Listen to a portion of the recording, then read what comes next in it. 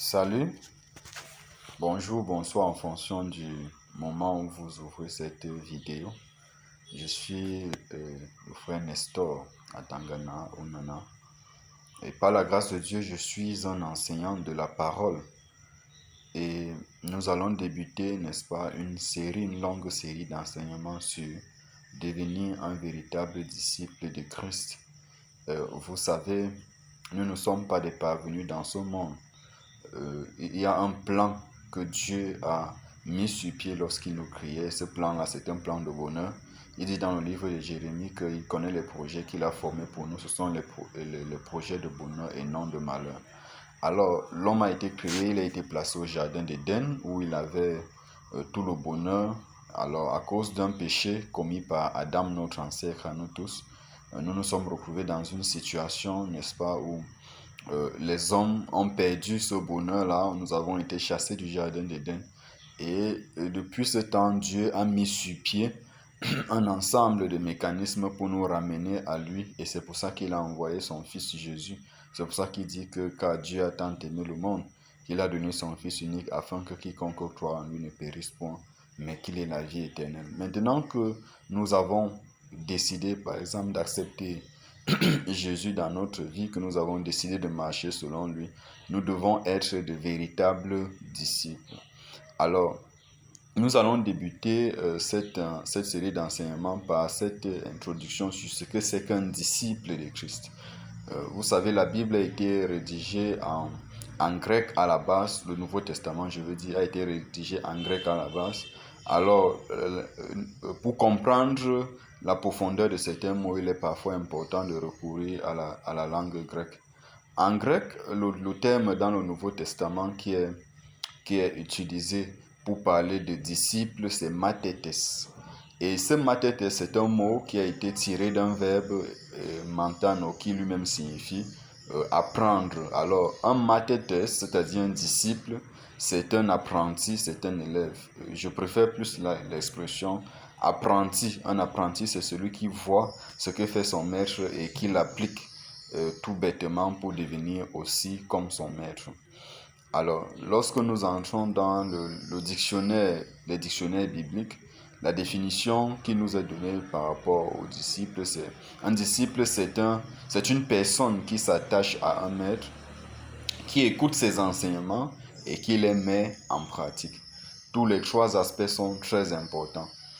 Si nous voulons être de véritables disciples de Christ, la première étape, c'est, n'est-ce pas, de s'attacher à lui par le biais de la nouvelle naissance. Nous aurons l'occasion de revenir là-dessus, d'écouter ses enseignements au travers de l'étude de la parole de Dieu, l'écoute des enseignements comme celui-ci, et également de les mettre en pratique. En accomplissant toutes ces trois étapes, on devient un disciple accompli de Jésus. En fait, l'idéal, l'objectif lorsqu'on entre dans ce processus de disciple-là, c'est de devenir comme le maître. Jésus dit qu'un disciple accompli fait la même chose que son maître. Ça veut dire que, en fin de compte, on devrait voir Jésus en nous lorsque nous aurions, n'est-ce pas, mis en pratique toutes ces trois étapes-là, à savoir s'attacher à Christ, écouter ses enseignements et les mettre en pratique. Alors, j'ai voulu introduire, n'est-ce pas, ce thème en parlant plutôt de disciple de Christ, devenir un véritable disciple de Christ. Parce qu'aujourd'hui, il y a cette confusion-là avec la multiplication des églises et autres, la multiplication des dénominations. Il arrive souvent qu'on se confonde à être plutôt disciple d'une église plutôt, au lieu d'être disciple de Christ. Alors, une situation pareille a été vécue dans l'église de Corinthe pendant la période où l'apôtre Paul et ses contemporains vivaient encore, où certains se réclamaient d'être de Paul, d'autres se réclamaient d'être de Pierre et certains se réclamaient d'être Apollos. Et il y avait une petite catégorie à la fin qui disait « Moi, je suis de Christ ». Alors, Paul, en voulant corriger cette erreur de comportement au sein de l'église de Corinthe, leur a fait comprendre que ni Pierre, ni Paul, ni Apollos, personne n'est capable de sauver un homme. C'est Christ qui est capable de sauver. Alors, ça veut dire qu'aucune église n'est capable de sauver. C'est Christ qui est capable de sauver. C'est Jésus-Christ, au travers de son sacrifice sur la croix, qui est capable de sauver. Aucune église n'est morte pour moi sur la croix et ni pour toi. Aucune dénomination n'est morte pour toi sur la croix, mais c'est Christ qui est mort pour toi et c'est à lui que nous devons nous attacher et nous deviendrons ainsi des disciples de Christ et non des disciples d'une dénomination. C'est d'autant plus que chaque domination vient souvent avec des dogmes et tout qui parfois ne sont pas forcément vérifiés dans la parole de Dieu. Donc, la meilleure des choses à faire, c'est d'être un véritable disciple de Christ qui suit les enseignements bibliques par la lecture de la parole, par l'écoute des enseignements et par l'écoute de la voix du Seigneur dans son cœur. Alors, nous allons mettre fin à cette vidéo introductive en parlant des différentes catégories de disciples. Aujourd'hui, on ne va pas trop entrer dans les Écritures, on est encore dans les propos introductifs. Nous commencerons l'étude proprement dite à partir de la prochaine séance. Alors, les différentes catégories de disciples, en fonction de notre degré de précision, on peut parler soit de croix, soit de 4, soit de 5. Mais nous avons préféré catégoriser les disciples en 3 grands groupes. Le premier groupe qui est la foule, le deuxième groupe qui est le groupe de 12 et le troisième groupe qui est le groupe de 3. Alors, vous allez vous reconnaître certainement dans l'un de ces groupes. Et si vous êtes dans un groupe qui n'est pas, qui n'est pas bien selon l'appréciation de Dieu, vous ferez mieux, n'est-ce pas, de changer de catégorie. En fait, la première catégorie dont j'ai parlé, à savoir la foule, c'est celle-là qu'on retrouve le plus dans la Bible et même de nos jours. La foule, en fait, ce sont des personnes qui suivent Jésus à partir de l'effet de masse, qui suivent Jésus lorsque c'est bon, qui suivent Jésus juste pour suivre aussi les spectacles et autres. Par exemple, quand Jésus multiplie 2 poissons et 5 pains pour nourrir une foule de 5000 personnes, ça c'est extraordinaire, c'est spectaculaire. Alors ce sont des situations comme celle-là qui attiraient la foule lorsqu'il y avait la guérison d'un aveugle et toutes ces choses-là qui sont de bonnes choses, mais en fait qui sont des choses charnelles.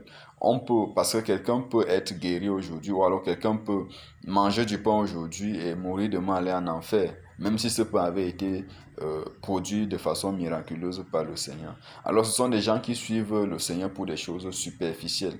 Ce sont des personnes qui vont par exemple aller d'église en église à la recherche d'une prière ou de ceci. C'est bien de chercher la prière, mais si c'est seulement ça qu'on cherche, c'est que nous sommes encore dans la catégorie de la foule et nous ferons mieux de quitter de cette catégorie. En fait, la foule, c'est cette catégorie-là qui suit Jésus dans les moments favorables. Vous vous souvenez, il y a une situation dans la Bible où Jésus a commencé à parler, à s'ouvrir et a dit, si vous voulez être... Si vous voulez être sauvé, si vous voulez avoir la vie éternelle, il faudra manger mon corps et boire mon sang. Alors, c'était une expression assez difficile à accepter. Comment quelqu'un peut-il dire que si on veut être sauvé, on doit manger sa chair et boire son sang? Alors, c'est une expression qui n'a pas plu à ces gens-là. Alors, ils ont décidé de quitter Jésus. Et ce sont les 12 qui sont restés. Et c'est à cet effet que Pierre a dit, Père, Seigneur, à qui d'autre irons-nous? Car tu as les paroles de la vie éternelle. Donc la foule, c'est cette catégorie-là, n'est-ce pas, qui suit Jésus quand c'est favorable, mais quand ça ne les arrange pas, ils prennent vite le large. Ce sont des personnes qui, lorsqu'il s'agit peut-être de la fête de Noël, ils vont aller à l'église. Lorsqu'il s'agit d'une fête à l'église, ils vont aller, mais quand il s'agit des responsabilités, par exemple à l'église, ils ne vont pas du tout y aller. Lorsqu'ils vont entrer dans une église, le jour où on va dire que tu seras béni, tu vas voyager, tu auras ci, tu auras ça, tu auras le mariage, tu auras les enfants. Oui, des bonnes choses, mais qui sont superficielles et qui entrent dans la catégorie de l'éphémère, comme l'Ecclésiaste le disait, vanité de vanité. Tout est vanité. Ce sont des gens qui sont à la poursuite de la vanité, en fait, et rien d'autre. Alors, ce sont des personnes à qui, lorsqu'on va dire abandonne tes péchés et viens suivre Jésus, ils ne seront plus capables de revenir dans cette église où on le leur a dit parce qu'ils n'acceptent pas la vérité. Ils suivent Jésus quand ça arrange leurs principes. Ce sont des gens à qui, lorsqu'on va dire le mensonge n'est pas une bonne chose, la prostitution n'est pas une bonne chose, la fornication n'est pas une bonne chose, ils ne vont plus vous aimer parce qu'ils suivent Jésus sur la base des choses superficielles.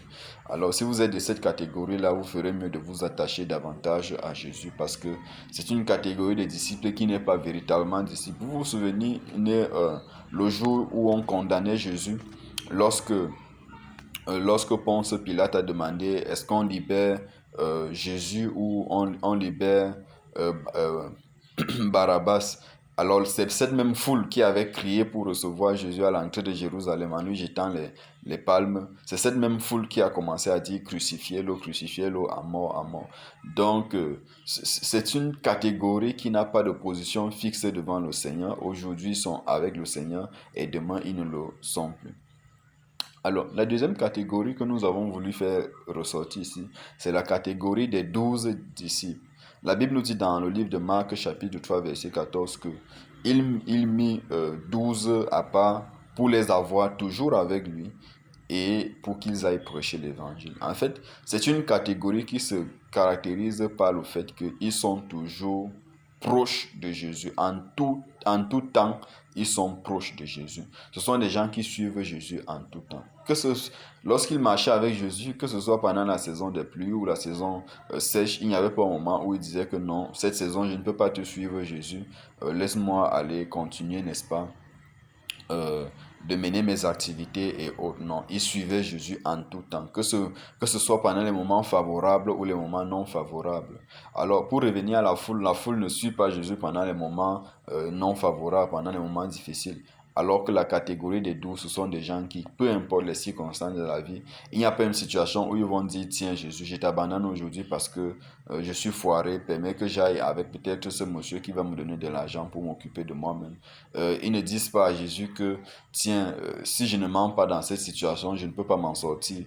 Permets-moi de mentir cette fois-ci et je vais me repentir et tout. Non, la catégorie des 12, c'est qu'en tout temps, ils doivent se tenir du côté de Jésus. En tout temps, ils doivent s'identifier comme les disciples de Jésus, que ce soit pendant des moments favorables ou les moments non favorables.